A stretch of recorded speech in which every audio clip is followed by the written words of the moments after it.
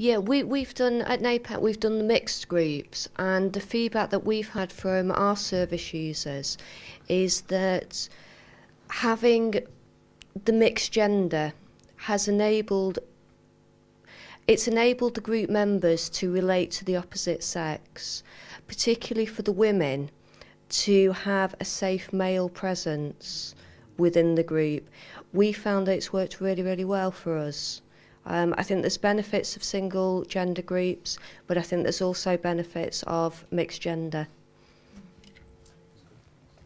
Yeah, I'd like to affirm when at CASP we had started, obviously we had male and female groups, but we had a separate drop-in, and what happened organically was that male and female survivors would come to that, and from that it developed into a group, and it worked really, really well. And I would just confirm what you said, that levels of trust and growth occurred for both the female and the male, and it was a very, very, very positive experience. Lady with the purple scarf.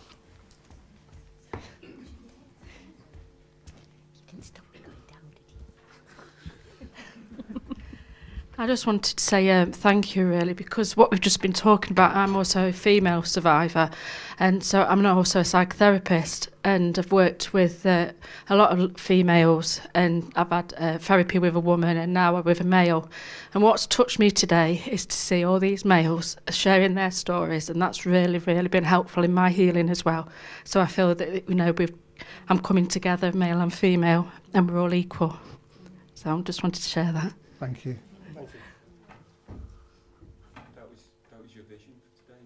My vision is complicated, as people who ever listen to me do. It goes on for hours, but in simple terms, yeah, I'm about the human thing. I'm about people in pain, and I've always said that it's the pain that I come from, and that's what I'm about. And I have to live in a construction that has all these issues that make it complicated for us, and it's the journey through that till we get to the pain, because we all share what Anne said. It's, for me, we're all equal in pain, those of us being abused. But we live in the real world, and we live in a world that we have to navigate all the denial and all the avoidance and all these other issues that we live in. So these are the steps. This is one of the reasons I have the conference, because I want to navigate my way to the pain, because that's what needs to be treated. Any other questions?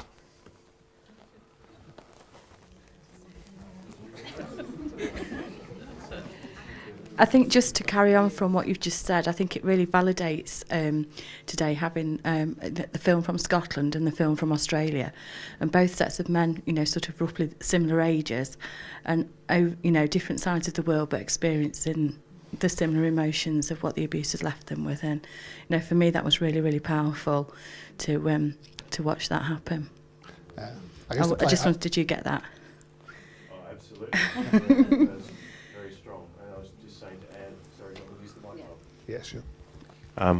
Just before this session started, it seems that whilst there may be issues that are gender specific, it seems that powerlessness, shame, low self-esteem, they're across the board, and whether it's Scotland or Australia or anywhere else. So, yeah. Can I just add? Sorry, Max. I've had the privilege of going to the International Male Survivors Conference in New York, and they have usually run the single gender men's weekends. They were just preparing how they would run a mixed gender one. And the reality in Melbourne, there are sometimes I would love to do it. It's how do you get an economical venue with ensuite single bedrooms without charging a hell of a lot of money. The first one, we have a lovely youth camp there at Malden, but it's 4 beds to a room. It's double bunks. The questions from the men about, I can't possibly go into a youth shower with 5 shower heads, I won't wash all weekend. No, there's separate bathrooms, you're locked. So it gets to being those sorts of things of how do you provide it. Some people would say, I was abused, society should provide me with it. Reality is somebody has to pay. And so we managed to get a grant, we're able to subsidise them. But it's the sort of thing, it would be lovely to have it. Do you have couples? We did an all-day workshop with couples when we knew the females were survivors of abuse too, because of the way their husbands knew how to relate to them. And so we did a day. I'd love to have done a weekend, but it would have been the cost factor of how do you get double ensuite rooms for whatever couples. So, all these dreams we would love to do, when I win Tats Lotto on the way home, I can do those things, but yeah. Just to sort of inform people, there are actually male survivor weekends of recovery. Yes. They do run couples weekends now. Yes. Yeah, there was one last year which I had the privilege of being at. Oh, okay. But it is expensive, but it's an amazing experience. Can I just add about the university? I've spent 10 years looking around the world, and I know lots of people who are activists around the world, and the messages are the same that come from men. They are universal, and it can be in Ethiopia, it can be in Taiwan, it can be in Australia, it can be anywhere.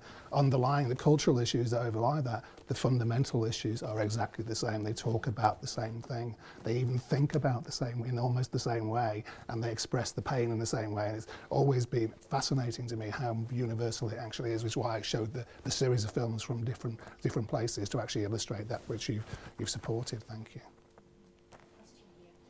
I think it's great you've all had a really positive experience in creating these films, but I suppose I wanted to ask a question about whether you've had any negative experience from it.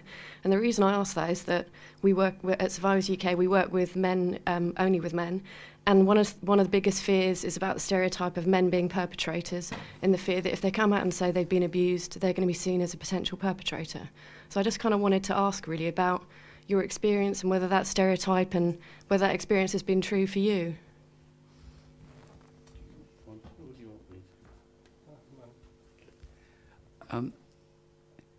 Try and put it nicely.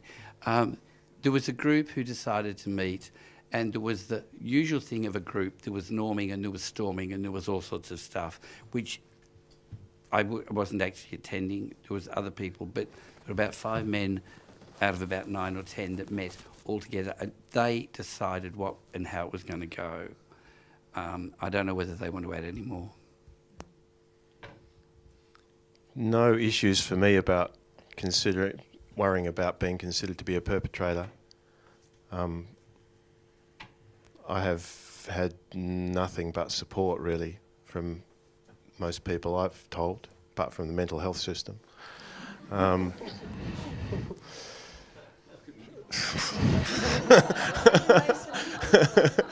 You're an exception, Simon, I think.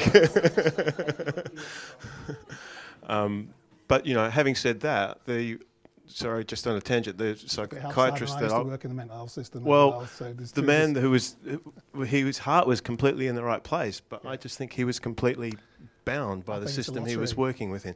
Anyway, that's a separate issue. With regard to stereotyping as a perpetrator, no, there were significant storms in the making of that film, and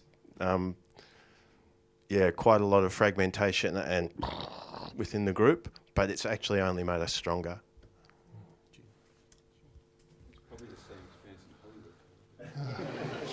in Hollywood. Well, I'll deal with the appearance of being a perpetrator. I've not experienced anything like that at all. I know it has been raised at some of the Malden weekends. So I mean, we have talked about it generally, but I've never experienced anything like that. So, in relation to the making of Back on Track, as Max said, it started out a production made by survivors for survivors, and it ended up being that. But I think we had a group of about 10 or 12 people. We were deciding on a brief. We were including CCASA, which was sort of a big parent organisation. And I think when you get a bunch of survivors together, and they naturally have a tendency to mistrust, other people and organisations. We went through a natural process of working our way through our fears about how this could turn out. And there were some big issues. There were a few times where we thought it wouldn't, no one would support it, and it would be sidetracked and just derailed.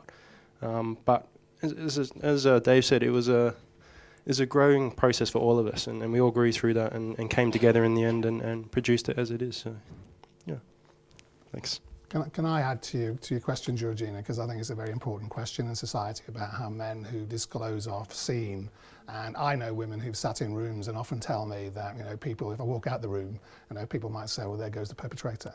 I don't know if that's true, because they're not going to say it to my face, are they? you know, or he will come out sometime because he's going to emerge for the perpetrator.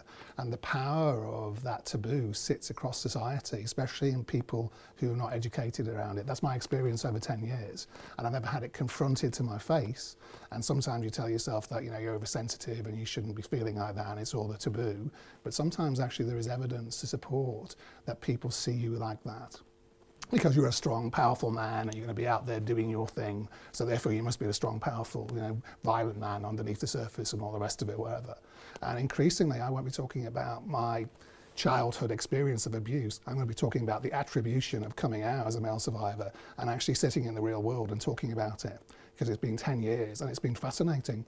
You know, my wife, ex-wife is over there and she'll tell you it's been a journey to watch not my abuse, but my experience of being an activist as a male survivor and how that has been dealt with in the community and by other people. And I'm going to start talking about that increasingly because I actually think it goes to the heart of the problem of men speaking up, because it's, you can sense it in the room. When we were little boys, we knew not to tell. When we're men, we know not to tell.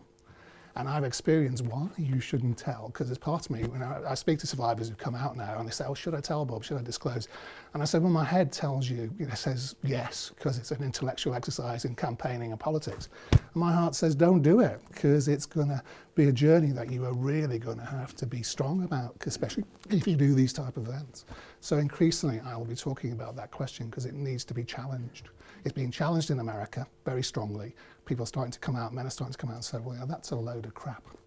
And, you know, that you have to, other people in society, male or female, have to take responsibility for your own attributions, because I'm not going to live in that box anymore, because actually it's disgraceful and it's insulting, because it demeans me as a human being and says I'm a product of somebody else's crime. And it upsets me every day that I have to stand here. It's a torment for me, because I have to face your attribution.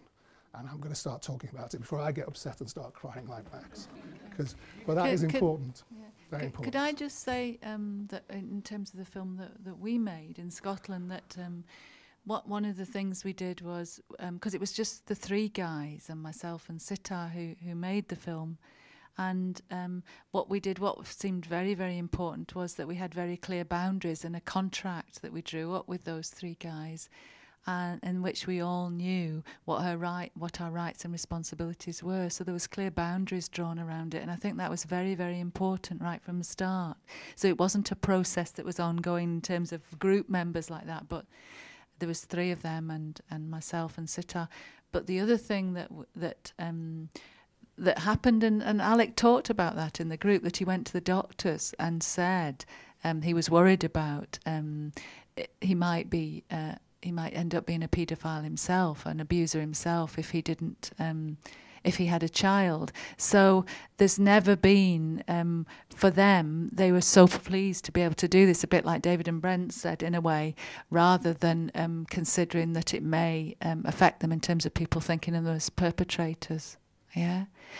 And one of the things for me, and I think I wanted to say this before, is I think that the major thing for males coming out and actually saying and disclosing that they were sexually abused in terms of workers is, I think workers fear far more men's vulnerability than their anger and rage. Because I think in stereotypical ways, we're very used to somebody being pissed out of their head, bashing somebody up. That's acceptable. We might not like it and collude with it, but it's acceptable. But workers all across the country are more afraid of a man breaking down and crying, because how do you work with that? So I think that male vulnerability and workers' fear of that is a much greater thing that we have to work with than the fear of somebody being a perpetrator.